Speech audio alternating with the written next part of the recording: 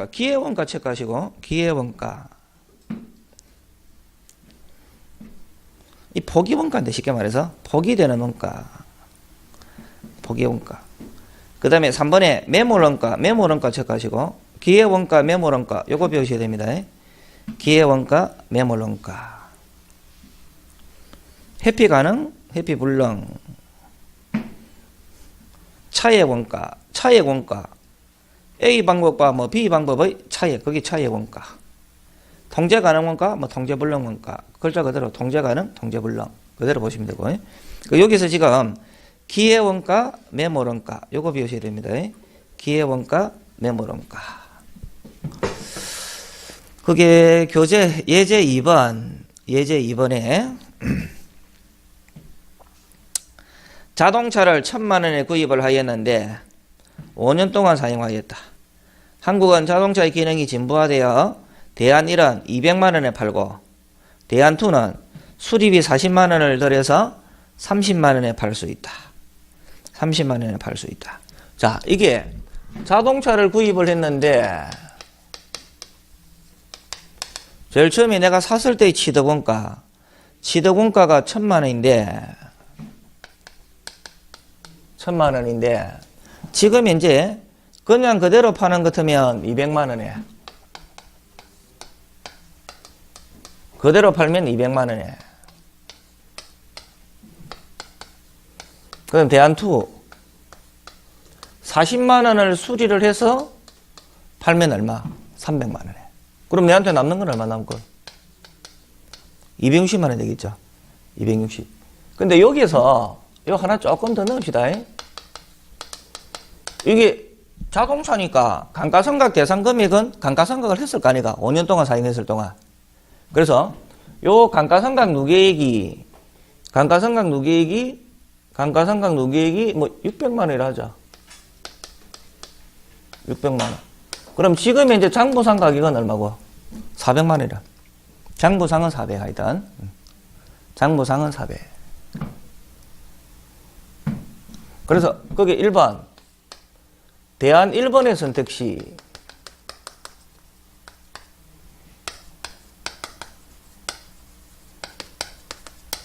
1번의 선택시 기회원가.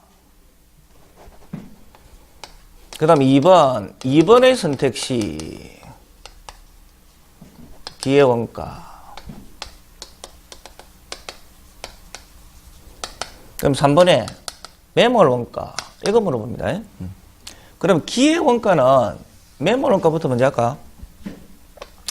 매몰원가는 이렇게 돼야 됩니다. 매몰원가는 말 그대로 매몰되어서 없어진 거. 지금 이제 요거는 내가 사가지고 지금 이제 장부상 가격을 말하는 것이고, 지금 현재는 그대로 팔 것인가 아니면 수리를 해서 팔 것인가 이 말이죠.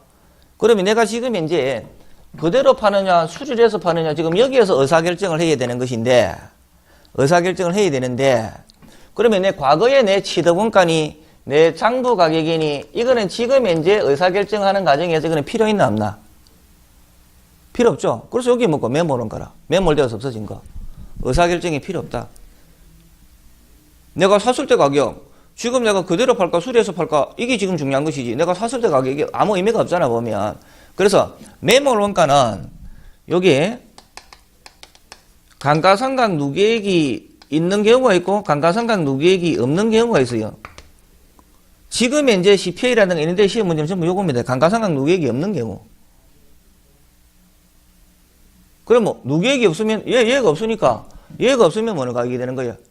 과거 취득원가 이거지 뭐. 근데 상각자산이 감가상각 누계액이 없는 경우가 없잖아 보는 것 같으면. 그래서 감가상각 누계액이 있는 경우에는 이때 매몰원가는 뭐가 되는 거예요? 지금 우리 회사의 장부상에 표시되어 있는 어느 가격? 400만 원 이게 돼야 되죠.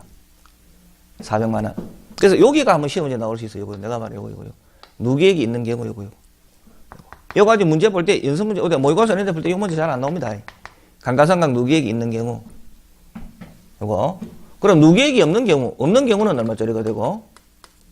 1,000만 원짜리가 되죠. 1,000만 원. 없는 경우에는 1,000만 원. 1,000만 원. 있는 경우에는 얼마? 400만 원. 있는 경우에는 400만 원. 없는 경우에는 1,000만 원.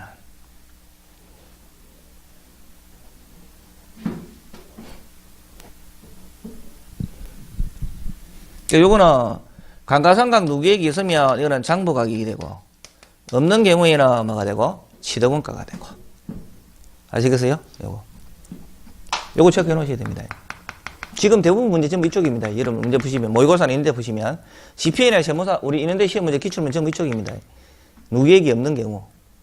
그래서 있는 경우가 톡 출제돼 버리면 큰일 납니다. 누계액이 있는 경우 요거 하나 체크해 놓으시고 요거 다른 거는 다 옛날에 공부했던 대로만 그대로 쭉 흘러가시면 되고 누계액이 없는 경우, 있는 경우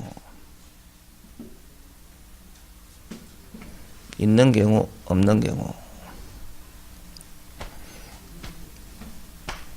그래서 메모론가의 개념은 의사결정에 필요하지 않는 원가, 필요 없는 원가. 그럼 지금 내 장부나 취득원가는 이런 것들은 필요 없다. 그래서 이런 거는 일종의 메모론가의 개념이다. 이해되시겠죠? 메모론가.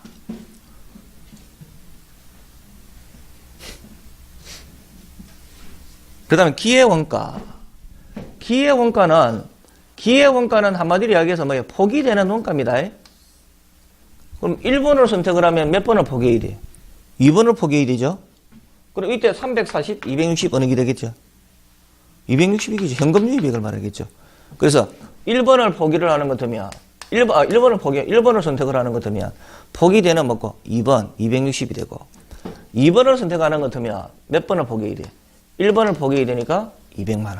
여기 되겠죠. 꼿꼿이 이야기하면 여기 기회원가. 차액 원가. 1번과 2번의 차액. 여기 차액 원가. 꼿꼿이 이야기하면 차액 원가. 자, 그렇게 보시면 됩니다. 차액 원가.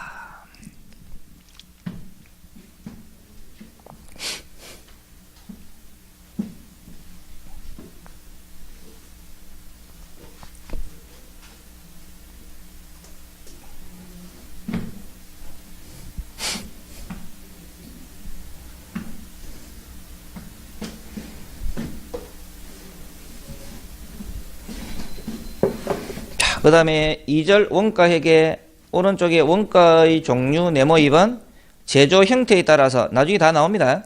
제조 형태에 따라서 개별원가 종합원가. 개별원가는 말 그대로 먹고 연속 대량이 안 되는 거 개별적으로 하는 거 주문에 의해서 조선, 건축 뭐 이런 것들이죠. 배 만들거나 집 짓거나 요즘 하도 많이 나오는 거 먹고 뭐 전투기 만들고 뭐 이런 것들 이런 것들은 개별. 연속 대량 뭐 볼펜, 연필, 자동차 이런 것들이 되겠죠. 이런 것들은 전부 다 종합원가. 그 다음 2번 원가 측정 방법에 따라서 실제 원가, 정상원가, 표준원가 나오죠. 그 밑에 박스가 한번 보세요. 실제 원가는 당연히 뭐고 우리는 수량 곱하기 단가입니다. 수량 곱하기 단가인데 이거는 당연히 실제 원가는 직접 재료비, 직접 노무비, 제조 간접비가 되죠. 실제 원가 계산은 당연히 뭐가 되고 실제 수량, 실제 단가입니다. 실제 수량, 실제 단가. 그 다음 저 끝에 표준원가 보세요. 표준원가는 표준 수량, 표준 단가입니다.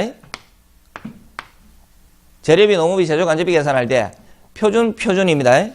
정상원가 그거 잘 봐야 됩니다. 정상원가는 직접 재료비, 직접 노무비는 실제입니다. A, 실제. 액츄얼에서 실제. 실제 수량, 실제 단가, 실제 시간, 실제 단가 이렇게 됩니다. 제조간접비는 실제 배부 기준 곱하기 여기는 뭐가 돼요? 여기는 예정이 됩니다. 예정. 요거는 예정 단가. 예정. 요거는 예정. 요거 체크해요. 요거는 예정. 제조간접비 요 예정 배부율. 요것도 아직 시험 문제 없는데 한번 체크해놔야 돼. 정상원가 계산 제조하에서는 재료비나 노무비는 실제가 되는데 제조간접비는 실제 예정이 됩니다. 배부율은 예정이 된다. 예정 배부율. 자, 그 다음에 보고 체크해 놓으시고 그 다음에 3번 계산 대상상에 따라서 전부원가, 변동원가 이거 아까 이야기했죠. 고정제조간접비 포함하느냐 안 하느냐에 따라서